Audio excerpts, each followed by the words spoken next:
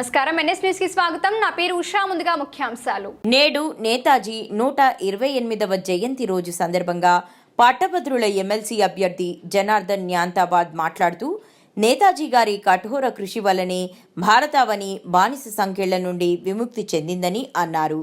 నాకు మీ రక్తాన్ని ఇవ్వండి, నేను మీకు స్వాతంత్రాన్ని ఇస్తాను అని గర్జించిన సింహం నేతాజీ గారని, ఆ ఒక్క నినాదంతో బ్రిటిషర్ల గుండెల్లో గుబులు పుట్టించిన ఆయనే ఆదర్శంగా పోరాట ప్రతిమతో యువత ముందుకు సాగాలని, డబ్బులేని రాజకీయం మన యువత లక్ష్యంగా చేసుకోవాలని, ఎదుటివారు ఆపదలో ఉండి రక్తం అవసరం ఉండి అడిగితే స్పందించాలని, మన ఒకరి రక్తదానం ఒక నిండు జీవితాన్ని కాపాడుతుందని చెప్పారు.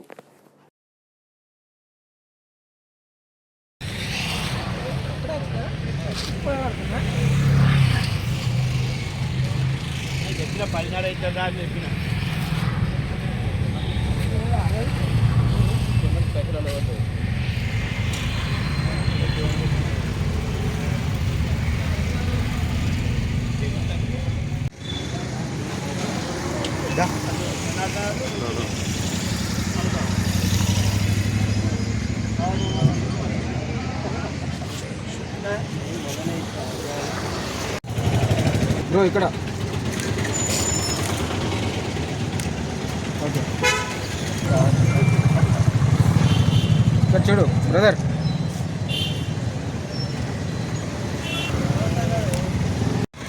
పట్టభద్రులకు, విద్యావంతులకు అందరికీ నా యొక్క నమస్కారాలు. నా పేరు జనార్దన్ న్యాంతాబాద్. పట్టభద్రుల ఎమ్మెల్సీ అభ్యర్థిగా పోటీ చేయబోతున్నాను. ఇప్పుడు జరగబోయే కరీంనగర్, నిజామాబాద్, ఆదిలాబాద్, మెదక్ ఏవైతే పట్టభద్రుల ఎన్నికలు ఉన్నాయో దానిలో నేను పోటీ చేయబోతున్నాను. ఈరోజు విశేషణం ఏంటి అంటే నేతాజీ సుభాష్ చంద్రబోస్ గారి 128వ జయంతి సందర్భంగా ఈరోజు మా యువత ఆధ్వర్యంలో నేను బ్లడ్ డొనేషన్ క్యాంప్ అనేది అరేంజ్ చేయడం జరిగింది. దీనికి యువత భారీ స్పందన ఉంది. ఇంకోటి ఏంటి అని అంటే రానున్న ఎలక్షన్లలో డబ్బుకు ప్రాధాన్యత ఇవ్వకుండా యువత రాజకీయాల్లోకి రావాలి. డబ్బు లేని రాజకీయం అనేది భవిష్యత్తులో ఉండాలి. కాబట్టి అలాంటి ఆలోచనతో ముందుకు వచ్చిన నన్ను ఆదర్శంగా తీసుకొని చాలామంది యువకులు నెక్స్ట్ జరగబోయే ఎన్నికలలో, స్థానిక సంస్థలు కానీ మున్సిపల్ ఎన్నికలలో ముందుకు వచ్చి వారి యొక్క వాణిని వినిపించవలసిందిగా కోరుతున్నాను. ఇంకోటి ఏంటి అని అంటే ఈరోజు నేతాజీ గారు మనకిచ్చిన ఒక మెసేజ్ ఏంటి అని అంటే మీరు నాకు రక్తాన్ని ఇవ్వండి, నేను మీకు స్వతంత్రాన్ని ఇస్తానన్నారు. అలాంటి నేతాజీ గారిని ఆదర్శంగా తీసుకొని ఈరోజు యువత రక్తదానంలో ముందుండాలి. ఎందుకనంటే ఆ రోజు స్వతంత్ర పోరాటంలో ఆయన చెప్పిన ఒక నినాదంలో ఉవ్వెత్తున ఎగిసిన ఉద్యమం ఆ రోజు మన భారతదేశ బానిస సంఖ్యలను విడిపించడానికి ఎలాగైతే ఉపయోగపడుతుందో ఈరోజు పేదవారు రక్తం దొరకక చాలా హాస్పిటల్స్లో చాలా ఇబ్బందులు పడుతున్నారు. టైంకు వాళ్ళకు ఏదైనా ఆపద జరిగితే రక్తం దొరకడం లేదు. కాబట్టి యువత అనేటోళ్ళు ఎప్పుడైనా ముందుకు రావాలి రక్తదానానికి. ఇంకోటి ఏంటంటే యువత మత్తు వైపు బానిసగా కావడానికి ముందుకు పోతున్నారు. అలాంటి చెడు అలవాట్ల వ్యసనాలకు దూరంగా ఉండి యువత ప్రజాసేవలో ముందుకు పోవాలని కోరుకుంటున్నాను. దీనికి అందరూ సహకరించి ఎప్పుడు కానీ ముందంజలో ఉండాలి యువత అనేటోళ్ళు. యువత ఎప్పుడైతే ఇలాంటి సేవా కార్యక్రమాల్లో ముందుంటుందో మన సమాజంలో అభివృద్ధి అనేది జరుగుతుంది. ఇప్పుడు జరగబోయే ఎన్నికలలో కూడా యువత ముందుకు వచ్చి రాజకీయాల్లో పాల్గొనాలి. ఎందుకంటే రేపటి రోజు యువత లేని భవిత లేదు. యువ నాయకత్వంతో నవ సమాజ నిర్మాణం అనే నినాదంతో మేము ముందుకు వస్తున్నాం. కాబట్టి యువత నాలాంటి వారిని ముందుకు తీసుకెళ్ళాలి.